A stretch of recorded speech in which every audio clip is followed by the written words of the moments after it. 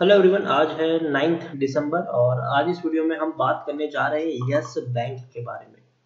देखिए, yes bank ने वाकई में पिछले कुछ दिनों में अगर हम देखें तो बढ़िया पैसा कमा कर दिया है।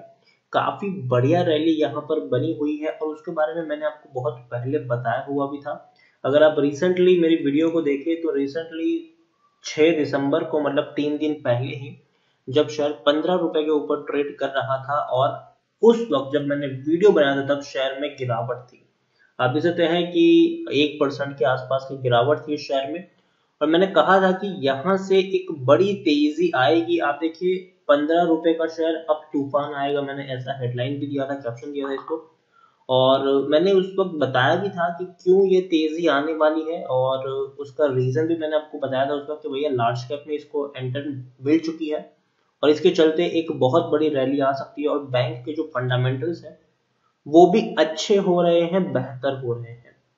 हाल फिलहाल में यस बैंक को लेकर एक और बड़ी खबर निकल कर सामने आई है तो उसके बारे में बातचीत करना बनता है और ये भी बातचीत करेंगे कि कितना टारगेट आप यहाँ पर एज्यूम करके चल सकते हैं, क्या प्रॉफिट बुकिंग करना सही रहेगा कि नहीं, वो सारी चीजें आज हम यहाँ पर जानेंगे। लेकिन उससे पहले अगर आपने अभी तक चैनल को सब्सक्राइब नहीं किया हो तो प्लीज अभी इसे सब्सक्राइब कर लीजिए, क्योंकि आगे भी बहुत सारे वीडियोस हैं जो आपको काफी ज्यादा हेल्प करेंगे। उसके साथ साथ अगर आपने अभी तक मेरी टेलीग्राम चैनल को सब्सक्राइब नहीं किया है तो उसको भी सब्सक्राइब करना मत भूलिएगा, लिंक आपको डिस्क्रिप्शन में मिल जाएगा।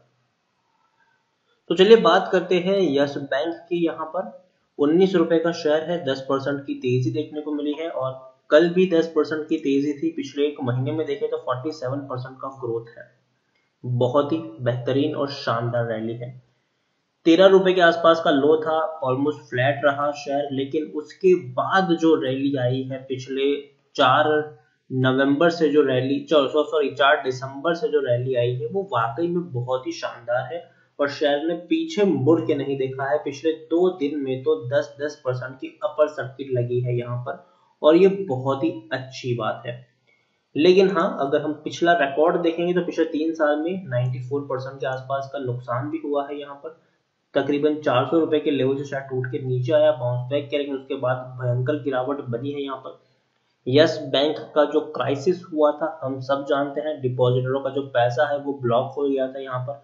मतलब लिमिट लगा दी गई थी कि महीने में 50,000 रुपए से ज्यादा का पैसा आप नहीं निकाल सकते और हाहाकार मचा हुआ था। हर जगह आपको यस बैंक ही देखने को मिल रहा था ट्रेंड में। लेकिन उसके बाद कई सारी बैंक्स रेस्क्यू करने आई। स्टेट बैंक ऑफ इंडिया ने बहुत बड़ी क्वांटिटी यहाँ पर खरीदी और इसको बचा लिया डूबने से।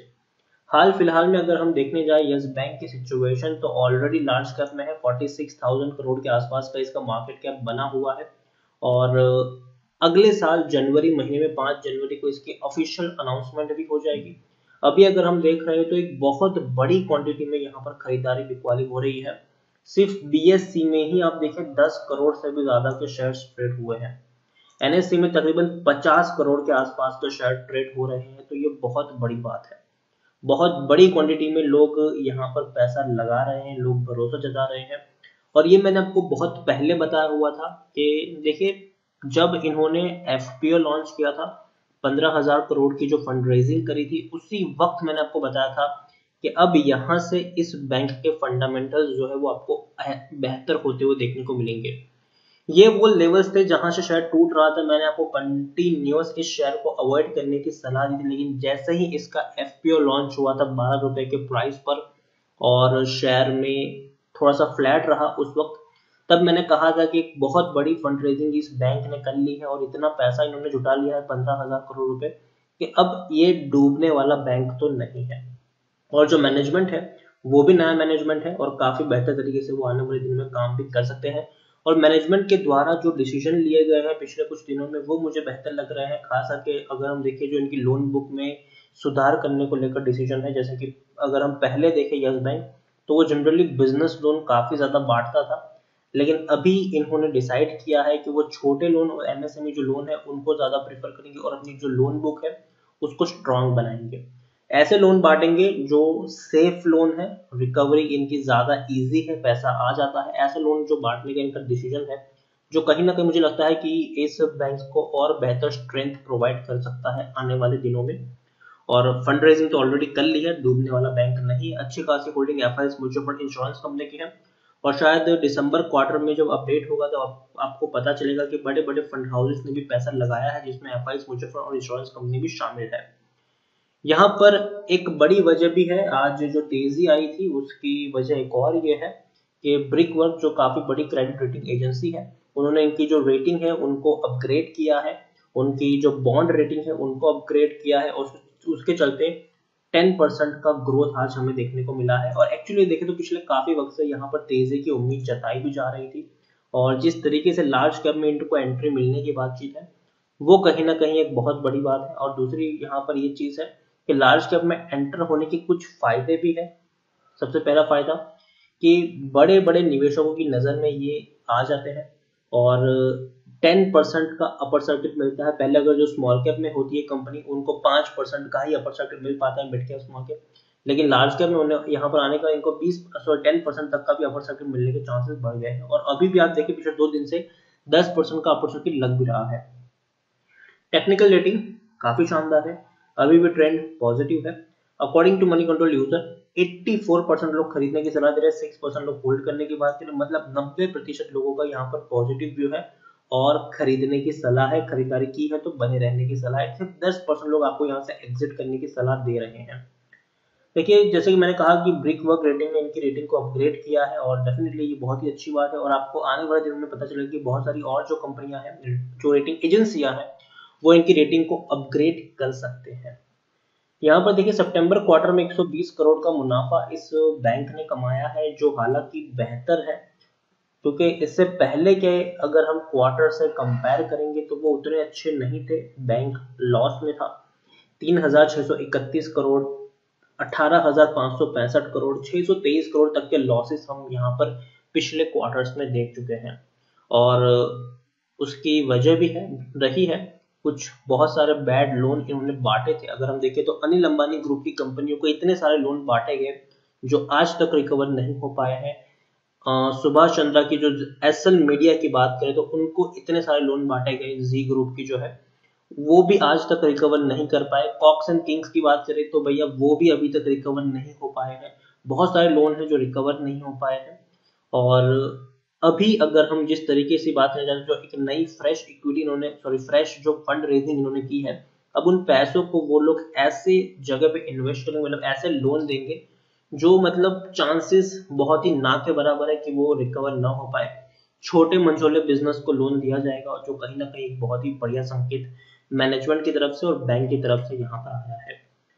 ओवरऑल मैंने पहले भी कहा था, जब शेयर 15 रुपए के ऊपर ट्रेड कर रहा था आज से 3 दिन पहले, तब भी मैंने कहा था कि मुझे लगता है कि इस महीने में ये शेयर आराम से 20 रुपए तक चला जाएगा, और वही हो रहा है। शेयर आराम से 20 रुपए तक जाने की कोशिश कर रहा है और शायद पहुंच भी जाएगा। और लॉन्ग टर्म का मेरा व्यू यहाँ पर ये है कि ये शेयर आपको 40 रुपए के आसपास आराम से उससे ऊपर भी जा सकता है, लेकिन 40 रुपए के आसपास लॉन्ग टर्म में ये ट्रेड करता हुआ देखने को मिल सकता है। मेरी तरफ से बने रहने की सलाह होगी यहाँ पर, और मैं ये कहूंगा कि आप लॉन्ग टर्म का यहाँ पर प्लान रखें। आप वैल्यू इन्वेस्टमेंटिंग की तरफ जाए, ना कि ट्रेडिंग की तरफ जाए। यहाँ पर ये वो शेयर है जिस पर आप लॉन्ग टर्म का गेम खेल सकते हैं, और लॉन्ग टर्म में एक अच्छा रिटर्न मिलने के चांसेस भी आपको है यहाँ पर। और कभी भी अगर इसमें गिरावट आती है, हालांकि इस लेवल पर अगर आपको थोड़ी बहुत गिरावट देखने को कभी मिलती है, थोड़ी बहुत प्रॉफिट बुकिंग अगर हावी होती है, तो मुझे तो ये एक बढ़िया मौका होगा आपके पास और क्वांटिटी ऐड करने का।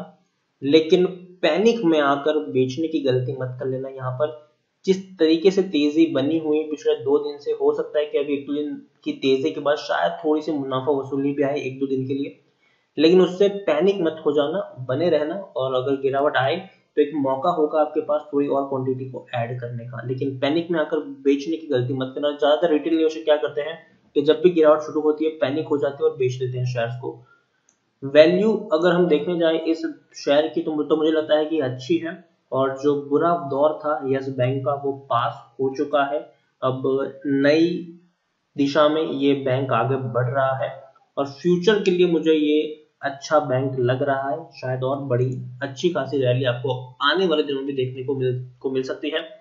तो अगर थोड़ी सी प्रॉफिट बुकिंग हावी हो, पैनिक मत करना, बने रहना यहाँ पर, और थोड़ी और क्वांटिटी भी ऐड कर सकते हो। फ्रेश बाइंग जो लोग करना चाहे उनको मैं यही सलाह दूंगा कि ये सोच के खरीदारी करो कि आपको यहाँ पर एवरेजिंग करने की जरूरत पड़ेगी, अगर थोड़ी बहुत गिरावट आती है तो आप थोड़ी और क्वांटिटी ऐड कर सके। इसलिए टुकड़ों में खरीदारी करना, एक साथ एक ही प्राइस पर बहुत सारे शेयर्स भी मत खरीद लेना। अगर आपको 1000 शेयर खरीदने हैं तो पहले 200 शेयर खरीदो, वेट करो गिरावट आए और क्वांटिटी ऐड करो। इस तरीके से भी अगर आप चाहें तो यहाँ पर प्ले कर सकते हैं। तो शॉर्ट टर्म में जैसे कि मैंने 20 का टारगेट दिया था, लेकिन अब मुझे लगता है कि यहाँ पर 22-23 का भी टारगेट रीच होना चाहिए और लॉन्ग टर्म में आराम से 40 रुपए से ऊपर के शेयर ट्रेड करता हुआ देखने को मिल जाएगा। तो बने रहे यहाँ पर और पैनिक ना करें। वीडियो को यहीं पे एंड करूंगा। वीडियो पसंद आया हो तो प्लीज इसे लाइक करें, शेयर करें। चैनल पर पहली बार आए तो प्लीज सब्सक्राइब करें और यस बैंक के बारे में आप क्या सोचते हैं वो भी आप मुझे कमेंट में लिखकर बता सकते हैं। Thank you.